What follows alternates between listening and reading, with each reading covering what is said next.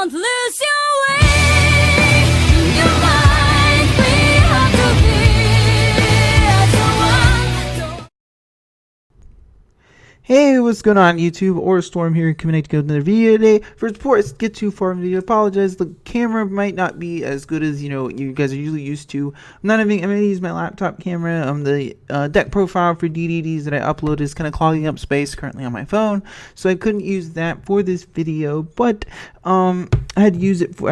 That's okay. In the future I do plan to pick up to get an actual webcam, because in general, at least from when I've talked to people in the Discord chat, the YouTuber chat, they've all pretty much said that built-in webcams tend to not be great. So we're gonna go ahead and, however, the main topic of the video today, out of the way, is a week in review. Now, as far as what's been going on with me, why I haven't been uploading consistently, I just haven't had time really to get around to uploading content as often as I used to. As much as I work, and part of that is prioritizing time for you guys, but nevertheless, I think the best thing to do probably is to at least have one video a week where you guys you're going to get it. And it's going to be Fridays, where we get what's called a week in review, where we talk about the things that are going on in the Yu-Gi-Oh for the week, basically just recapping everything.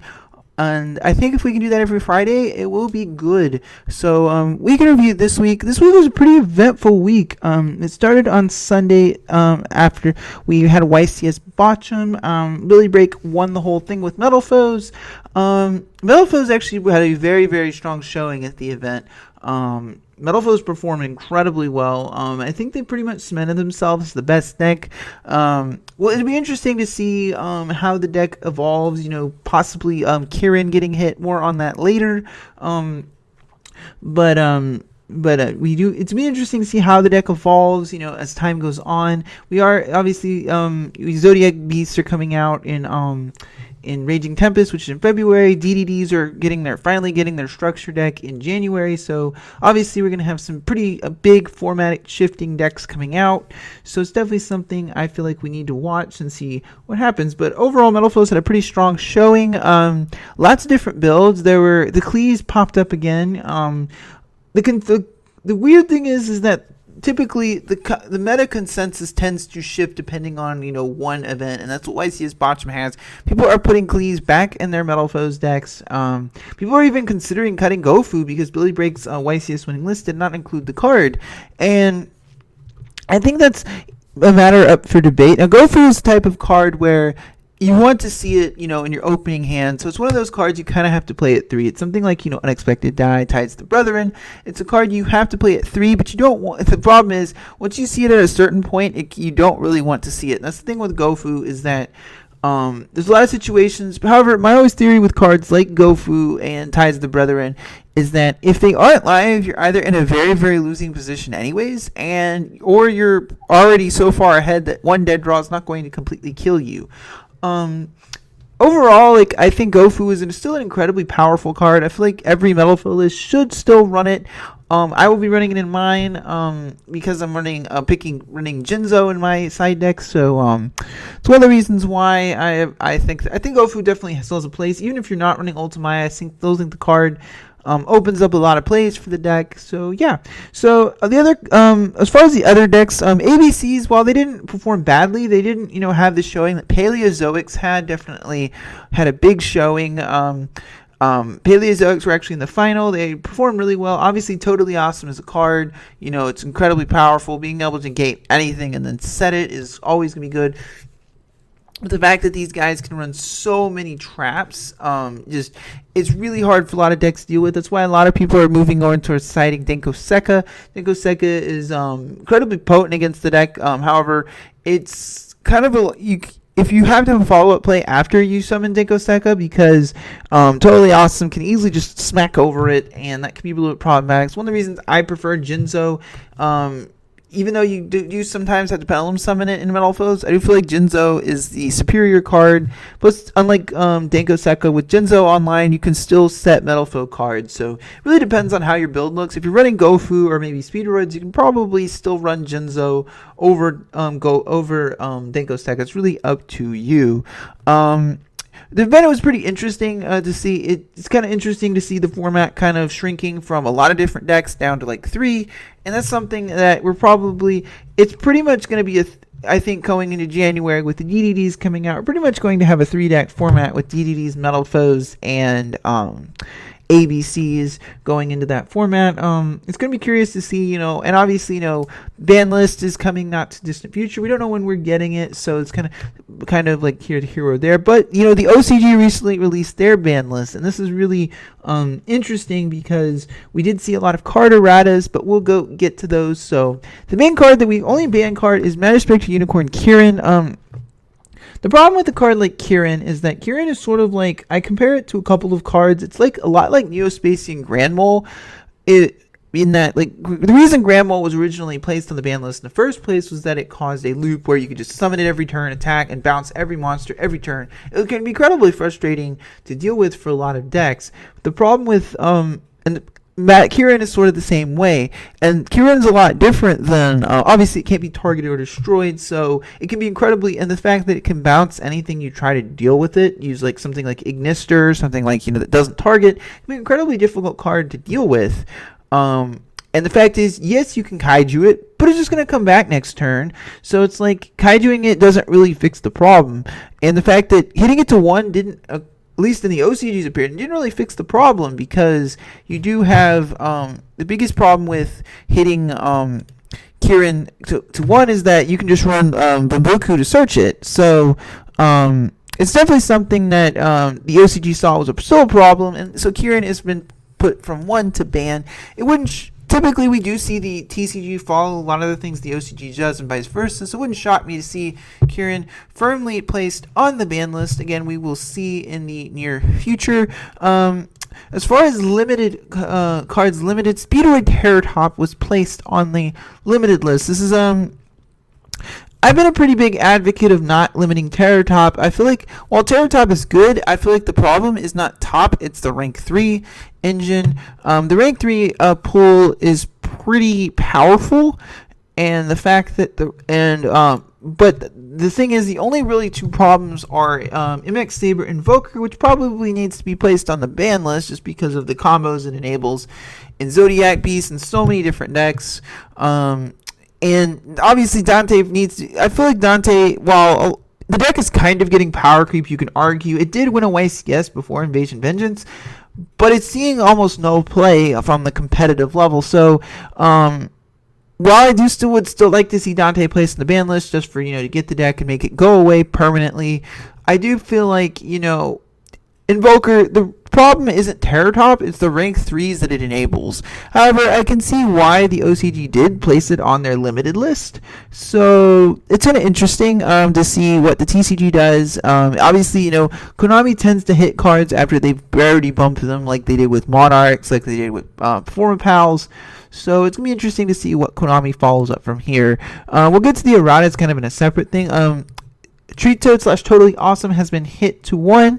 I think Toad is clearly the problem, because I feel like the card, this is where Konami realizes they messed up, and they designed a card that was meant to promote an older archetype, but the fact is, dealing with multiple Toads is really problematic for a lot of decks, and the fact is, even in the OCG where Norden is banned, people were finding consistent ways to drop 2, and it really was impossible for most decks to play around.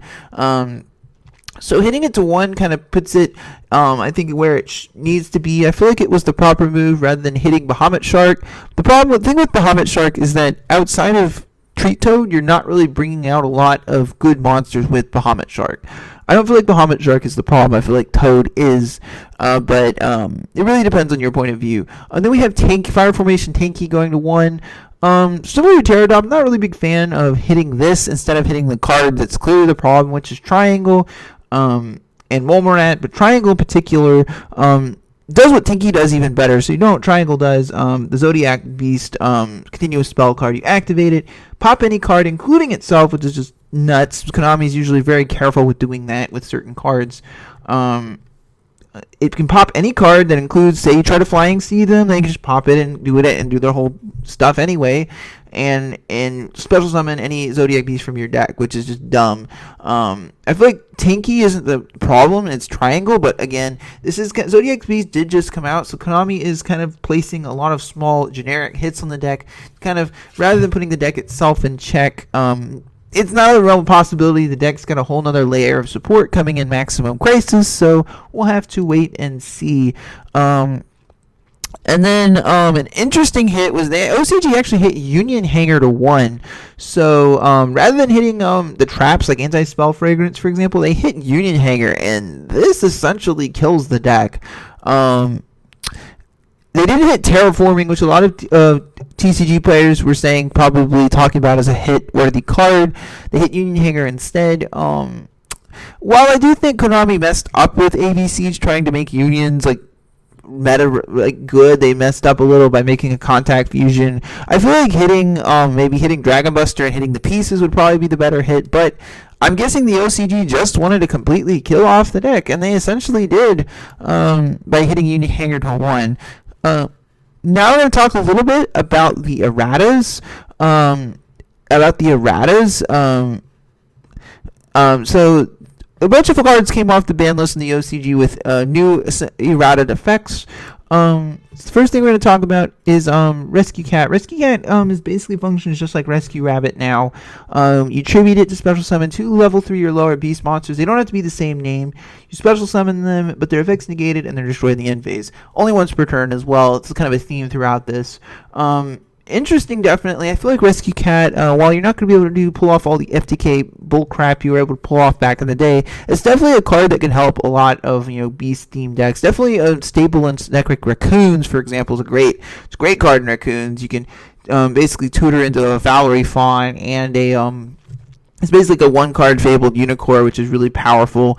And it can also make Valerie Fawn into the Exceed monsters, and obviously X-Sabers are a deck that can definitely make use of Rescue Cat. I feel like it's the best solution to Rescue Cat's problem, which was that it wasn't a hard once per turn. I feel like it's like a lot of cards in the ban list, where if they're given once per turn type clauses, they can easily just come off the list. Goyo Guardian, for some reason, the OCG seemed to errata it. They changed it from being generic to requiring an Earth Tuner. I don't really see the point in this. The Goyo Guardian saw a small bit of play when it first came off the ban list in the TCG. And if you look at what we have now, the level 6 synchro pool's just gone a whole nother level. If you're playing a Pendulum deck, you're going to be playing Metaphys Horus. And if you're playing, any other, you have Coral Dragon, you have Stardust Charge Warrior. There's just so many options over this card. And with Goyo Guardian, Pendulum is existing, Goyo Guardian is not going to really resolve its effect very often. And there's floaters that you really just don't want to give your opponent a second chance to activate their effect. So I just think Goyo Guardian didn't even need the errata, but the other card I did miss for a second was DeLorean, Tiger King, the Ice Bear. Going back to 1, DeLorean is a card that's involved in a lot of loops, a lot of just sort of like the same thing with Brionac, being able to bounce cards, including itself, is always potent and probably doesn't need to be at multiples. That's one of the reasons why it plays firmly on the limited list here. Brionac is actually still really powerful. You can discard any number of cards from your hand to bounce cards your opponent controls. It does target. It is once per turn, and you can't bounce your own cards. Still really powerful. Still really good in a lot of decks. We'll probably see a lot of play in like Mermails, for example. Brain Control is probably the hardest hit on the card. Brain Control still has to pay 800, but you can only target monsters that can be normal summoner sets. You can't target extra deck monsters. You can't target monsters that have special summon clauses. So a great example is something like BLS, something like Cosmo Dark Planet, great example. You can't target Dark Planet anyways, but you get my point, is that there's too many cards that Brain Control can't target. So it's basically like a worse Mind Control really now. There's no real reason to play it. And Future Fusion is another one that I feel like was hit too hard.